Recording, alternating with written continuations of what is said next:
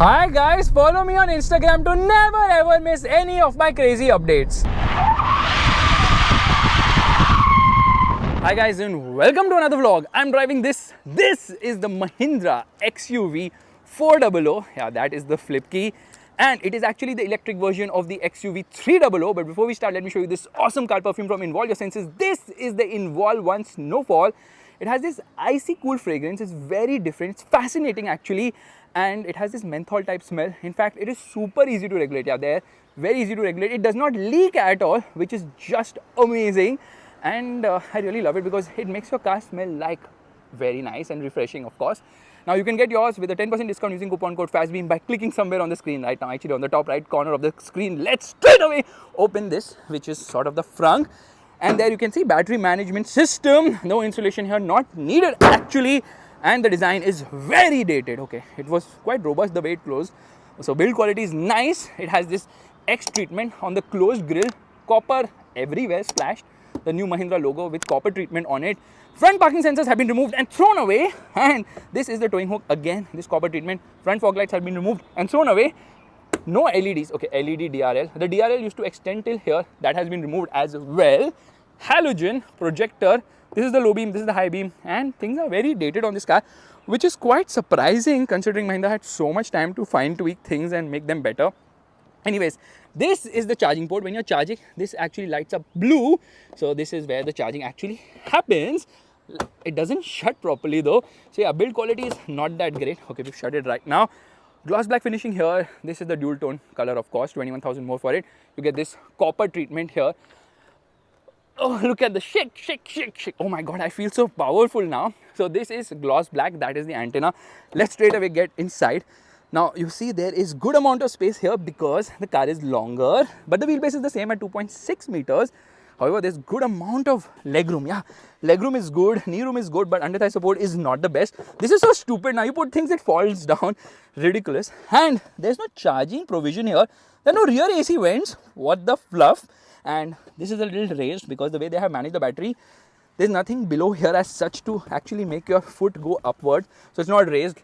And height adjustable seat belts at the front. There's a hook handle, 6 airbags, of course, a proper headrest for the center passenger, all of them adjustable. And here, twin cup holders. But look at that dashboard, so dated. Itna purana kyun de rahe ho hame?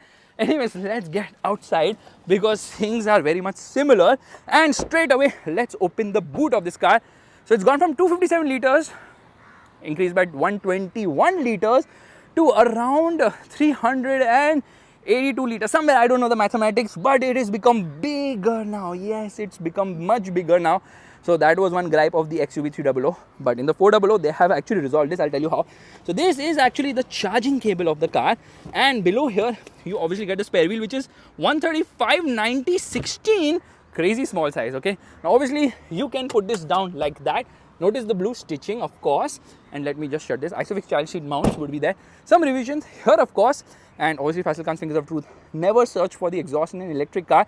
Rear parking sensors, 2 of these. Reflector, LED light not complete. This is all halogen. This seems to be LED, the brake light. They've added this copper treatment inside also. They're so obsessed with it. I don't know why, but this thing looks so much better now because this is like the original size of the Sangyon Tivoli. For the XUV300, they actually chopped off things at the rear. So this is longer by 205 mm. 4.2 meters is the length of this vehicle, making it the longest in the segment, of course, because of which it looks better. Space has been increased here in the second row or the rear seats, of course. And the boot is also bigger now. Fantastic. It gets rear disc brakes, which has always been the case, I guess. And the tire size happens to be 205/65/16. In fact, you can see copper treatment here on the Mahindra logo as well. And alloy wheel design also looks nice. In fact, they have also written EV somewhere on it. Yeah, EV was written here, which came off, of course. Let's get inside. Request sensor is only on the driver side, not on the other side. Here is a bit of a problem. You see, there were 3 buttons here. Start stop system, traction control, and the front parking sensors. All of them have been removed and thrown away by Mahindra to reduce the cost. Door pocket is actually big. Okay, this is only one touch down for the driver. You have to actually use it to put it up. Piano black finishing, and seats are actually quite nice and comfortable. I really like them. Tire pressure information is here. Some information is given right there somewhere. Yeah, there's this plate. And this is the lever you use to actually open the charging port. Straight away, I'm going to be putting this amazing perfume right here, slotting it so it doesn't even move. So it's been made exactly for cup holders. So some storage space here, this does not move ahead or behind. Some storage space here as well. There's no space to keep a mobile phone. There is no wireless charging pad here either. There is a 12 volt charging socket, an aux, a USB. There's no USB-C in this car. Doors shut with a nice thud. There is a proper dead pedal, thankfully. This gear lever is nice to hold actually. Physical handbrake, you know what, Nexon EV actually gets an electric parking brake along with auto hold function, hill descent control. None of this are here. In fact, there is no auto dimming mirror. The Nexon EV has that as well. This is of course the sunroof, which is not very big, but yeah, gets the job done. So I will not complain much in that regard. You have to press it once again to open it completely. Glove box is actually quite big, and it's not as big as the Nexon EV. Of course, some storage space here. Okay, indicators on. Let's just shut this. Other changes include this blue around various things like blue stitching, of course, blue stitching here, blue here as well. They have actually removed dual zone climate control AC as well. So there's some dummy button here for that. In order to operate this cluster, you have to press buttons here. That's so stupid. Why would you do that? So this car is so dated. It's absolutely shocking. This is analog, very dated again. But this is a multi-information display, which has quite a lot of information, trip A, trip B, temperature and all that, distance to empty, whatnot. And the color of the cluster changes depending on your drive modes, but not much. They've removed cruise control as well. What the fluff? Okay, these are the controls for the audio system. In fact, let me play an audio right away. Let's go. If you notice, this button is not working. Yeah, it's already not working, so quality could be better. It obviously has a sensor right here for automatic wipers. Let's use the wipers straight away. Unfortunately, there's no water. Wipers are fine. Automatic headlights are also there. The horn, very meek, not that great. Piano black finishing, no flat bottom treatment. The next one gets it. It shows you the tire direction as well. So that's kind of cool. And again, some changes here and there. You know, they're obsessed with copper, so they've added it right here. But the unfortunate part is that this screen is kind of on the worst side or bad side. Here we get into reverse. It's going to tell me some faltu ka gyan. Please select the parking चल अपने बाप को मत सिखा, ठीक है? So the screen quality is bad. In fact, the camera quality is also quite bad. And when you turn this on, it also shows you here parking sensors, which is a cool thing actually, quite nice. But the camera quality is not that great. It's quite poor. And this is a 7-inch screen, again full of reflections. You get EV statistics. Both the screens are actually very bad. So some EV statistics here, which will tell you few things if you want to know, but yeah, quality could be so much better. They need to remove this dashboard, just throw it somewhere and get a new dashboard. Come on, this is so dated, it's so old, it just does not fly in a car like this now. Okay, engine start button. This thing is adjustable only for height, of course, and they should have added more features. How are they even removing features? I don't understand. Here, there's nothing. Here you get a light. Yeah, that's right. A light along with a mirror, kind of a cool touch. A sunglass holder has been given. Mic for the Bluetooth system, of course. Apple CarPlay is there, Android Auto connectivity is there, and it has a 4-speaker system, which is not that great in terms of sound. Hard plastics are plenty, and guess what? Exposed bits. Look at this. Why are these wires dangling from there? I don't understand. But all that does not matter because it's similar to the XUV300, which rather XUV300, which means it's quite disappointing in terms of interiors and features. 6 airbags, of course. Let's start driving right away. Alright, we're all set to go, which means turning off the air conditioning, getting into drive mode, handbrake down, EV statistics on. Okay, why does it turn on the music? EV statistics on, and I will get the drive mode into fearless mode. Here, left foot on the brake, right foot on the accelerator, and off we go. Hazard lights off.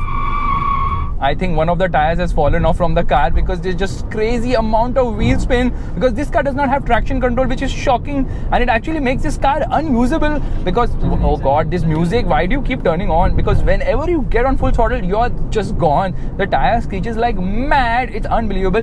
And because it realizes that the tires are screeching so badly, the car actually goes into safe mode. What? I don't know why they did not think this through. So they have not done enough testing on this car for sure. That's something I can confidently say. So we started at around 216 kilometers of range when we are in the fearless mode. So there are 3 drive modes. There is fun, which is not fun. There is fast, which is not fast. And there's fearless, which should rather be fearful, right? So again, they have messed up the names. They're very cheesy names. I don't know from where Mahindra gets these names. Okay, performance is really nice. Firstly, this is very refined. Obviously, it's an electric motor, so supremely refined, supremely silent, and then linear power delivery. Feels very punchy and fearless. It pulls strongly. In fact, it will go from 0 to 100 kilometers per hour in just 8.7 seconds. They actually claim 8.3 seconds, but in the real world, you cannot put that power down because the tires will keep spinning and screeching like mad. You need to take tire insurance assurance for this car because tires are going to go real fast. It's front wheel driven, of course, so front tires are going to go bald like real quick, and then you have to fight the steering wheel because it understeers like mad. If you're coming around a corner and you throttle hard now, God help you, trust me, the car will go anywhere and everywhere, which I will show you right now. So the thing is that this car is powered by 39.4 kilowatt hour battery pack, which is an NMC battery pack, unfortunately, which is old chemistry. Yeah, they are using something that they shouldn't have because NMC is more suited to colder environments. Now, in our hot climate, NMC is just a big no-no, but Mahindra thought that we can have a better range and more performance using this battery tech. So that's the reason they have actually used it, and they've done a blunder there, honestly. They should have used LFP batteries, which the Nexon EV is using. In fact, all future Mahindra cars are going to use LFP batteries only, but here they use NMCs. Oh my god. So yeah, that's a bit of a problem because NMC batteries are not that long lasting and they don't hold as many charge cycles either. So longevity is a big issue here, a question as well. So Mahindra has fumbled right there with the battery pack. Now this electric motor is producing 150 horsepower, which is quite nice, and 310 Newton meters of torque, resulting in absolute crazy acceleration. The car really pulls hard and strong. Performance is nice. It's really very nice. It's very quick. Top speed is 160 kilometers per hour. So when you compare it with the Nexon EV, performance is obviously better. Now I'm obviously in fearless mode, so I'm just going to come into the fast mode. You can see the colors change on the instrument cluster. In fast mode, it will take around 0.6 seconds more to reach 100 kilometers per hour. Meanwhile, here we are. I am going to get into fun mode. So let's do one small trick. Okay, I'm going to be in fearless mode. I'm going to cross 100 kilometers per hour. Yeah, the horn is kind of on the meeker side. Yeah, we have crossed 100 kilometers per hour, and here I've come on to fun mode. Nothing happens when I'm on the accelerator. The car starts decelerating because the top speed is limited to 92 kilometers per hour in this fun mode. And so regen modes are also a little different here. Depending on the drive mode, the regen obviously changes. So in fun mode, regen is the most. So here I've left both the pedals. It's like decreasing the speed. In fast mode, regen is mid, and in fearless mode, the regen is minimum. So there's also an L mode here, which is like one pedal driving, which we'll experience in a bit. So overall, performance is good, but the selection of the battery chemistry is wrong. Now this is made by LG and in Korea, of course. They've actually recalled such batteries and cells because of issues with them. So I don't know why Mahindra opted for these. Price reasons probably, I don't know, I don't care. Claim range is quite a lot. It's better not to even discuss about it. I think 456 kilometers is the claim range. I charged this car to 96% today. With the AC off, it was showing, yeah, it was showing, not showing. Yeah, 296 kilometers on the MID, and with the AC on, it was showing 269 kilometers on the MID. This car will not do more than 300 kilometers, even when you drive it very sedately on one charge. And that's another issue here, that the range is not as good as the Nexons. I'm quite surprised. And talking about the Nexon EV, it's right ahead. I charged the Nexon EV also today, and it was showing a range of 313 kilometers with the AC off, although the claim range says something else completely. Car gets a bit bouncy here and there, so ride is also not very sorted. I expected the ride to be good, but no, it's not that good as such. Because of the weight, obviously they had to stiffen things up. Now this is weighing around almost 1600 kgs, which is quite a lot. Don't you think that car looks better, drives better, performs better, is priced better, is having more features and whatnot? But we'll come to that later. I think I should do a comparison with both these cars. Hey dude, give me a car, I want to do a comparison with this. Anyways, he answered me in Morse code, so I've understood the message. We shall get to that later. The steering is honestly, I don't know, should I call it rubbish or something? Because it's horrendous. The steering just does not weigh up, and it's so inconsistent. You have to continuously keep making corrections to the steering wheel, which makes it a very handful to drive this car. So overall, high-speed stability is nice, car feels stable, but the steering is a complete breaker of joy. I don't even know if those are the right words to use, but it's just very badly tweaked. They really need to work on the steering wheel of this car. Very inconsistent, just doesn't weigh up. There's no feel, zero, nil, nada, zit, shunya, no, none. What the hell is happening here? Anyways, dashboard is also very dated. There's so many negatives in this car. Honestly, it's just the performance which is a smile on your face, and even in the mid-fast mode, it's quite fast. It has quite the speed, which is nice. So I like the performance for sure. There's no denying that fact. And then charging options, obviously you can use a 50 kilowatt DC fast charger to charge this car, and it will take around 55 minutes, 56 minutes to go from 0 to 80%, which is decently quick. And you will get 50-60 kilowatt DC fast chargers. Somewhere they'll get split into 30-25 kilowatt respectively, so depending if another car is getting charged and sharing the same unit. Then at home, you have two options to charge. Basically, you can get a 3.3 kilowatt AC charger or a 7.2 kilowatt AC fast charger. and obviously the latter is faster, charging this car around 6 hours from 10 to 80%. No, sorry, 0 to 100%, which is quite fast, slightly more than 6 hours.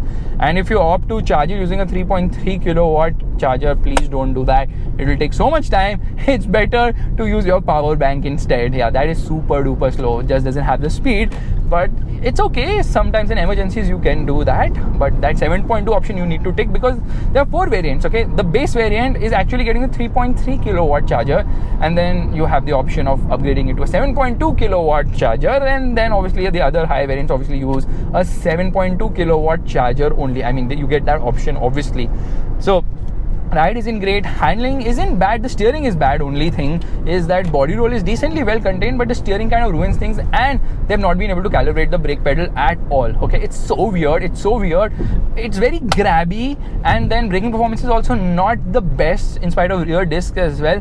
Just doesn't have the smooth transition between braking or regen. That's a bit of a problem. We'll come to a halt here, and tires are going to go really fast. Hazard lights on. If you notice, some wires are dangling from there, so if you want to join the R&D section of Mahindra, be my guest. Mahindra has already made that provision for you. So we are going to launch it into L mode, hazard lights off, and off we go.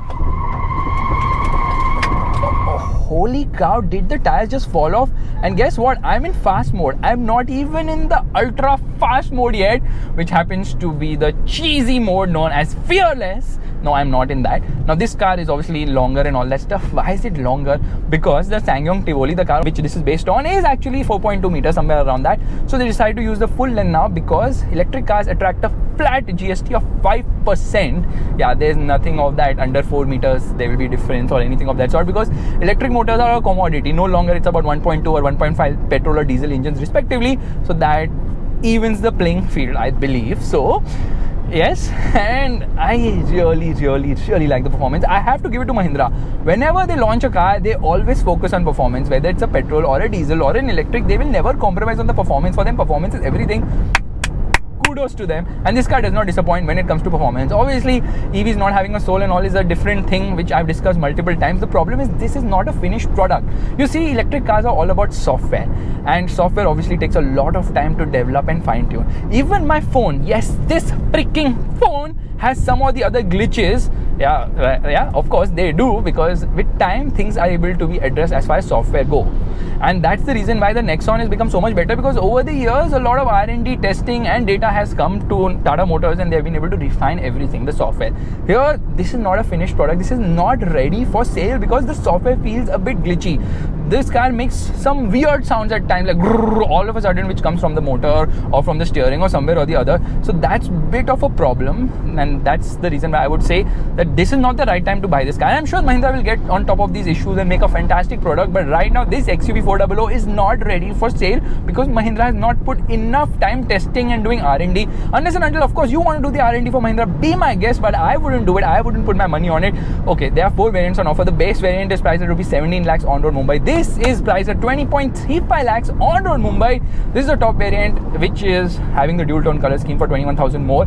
And now finally I have the opportunity to show you how the regen works. So here I have left the brake pedal completely and it starts to decelerate. So this is one pedal driving. Now of course it does not do creeping when you do one pedal because it will come to a halt completely. In other modes it does decent creeping. Oh, it's stopping very aggressively. Yeah, there you go. Hazard lights on and slow down. There we've come to a halt. Nice. This regen is working. We have come to a complete halt. And now we are rolling backwards because there is no hill hold control. There is no hill descent control. There is none of that. So this car will go all the way back from where it came, rolling backwards. Come on, Mahindra. Why are you doing these cheap bits of removing stuff here and there? Okay, let's get into fearless drive mode. The drive mode is a little confusing. I don't realize which mode I'm in. I'm just going to get into regular drive mode here. Hazard lights off and off we go. Crazy. This car really needs traction control. I hate traction control honestly, but these cars definitely need traction control because instant torque, it comes so fast without traction control. So the variants are EC and EL. You actually pay 53,000 more for the 7.2 kilowatt AC fast charger, and you end up paying 2.61 lakhs more if you want to get the top variant. I mean, the price difference between the same charger but different variant trim levels. It's 2.61 lakhs, which is quite a lot, I would say, and it does feel a little light around the corner somehow, but I wish the steering would have weighed up better. So you do pay quite a premium between both the variants, which is fine considering I don't know what exactly you get more, because there's a lot of stuff which is actually missing in this car, which is honestly, I keep saying it again and again, is very, very, very, very, very surprising and shocking as well. So that's something which is a bit of a mess. By the way, it takes 6.5 hours to charge this car if you use a 7.2 kilowatt AC charger, and if you use the 3.3 one, then it's going to take around 13 hours. Well, taking a U-turn and all is not very difficult as such, if you get an opportunity to take a U-turn though, because there's so much traffic and then cops are just waiting right there. Oh, turning radius isn't bad, but if I go into the throttle, this is going to happen. Safe mode. What the fluff is that? So guys, this is my vlog of the Mahindra XUV400. So you got a real picture on this car. There's huge room of improvement or scope of improvement for this vehicle, and once that happens, definitely I would be the first person to recommend it. But as I see things right now, this isn't a car you should be buying. It's best avoid it, but wait and watch. I'm sure Mahindra will get on top of things, and when they do, I'm sure they will punch out something as amazing as the Thar or the XUV700 or the Scorpio N as well. 3 cars which they have absolutely nailed it with. If you like this vlog, make sure to give it a thumbs up. That's the like button, and also subscribe to the channel, and don't forget to check out this awesome car perfume from Involve Your Senses. This is the Involve One Snowfall. What a refreshing smell. You can click somewhere on the screen right now to go to the website and get yours with a 10% discount using coupon code FASTBEAM. Bye bye.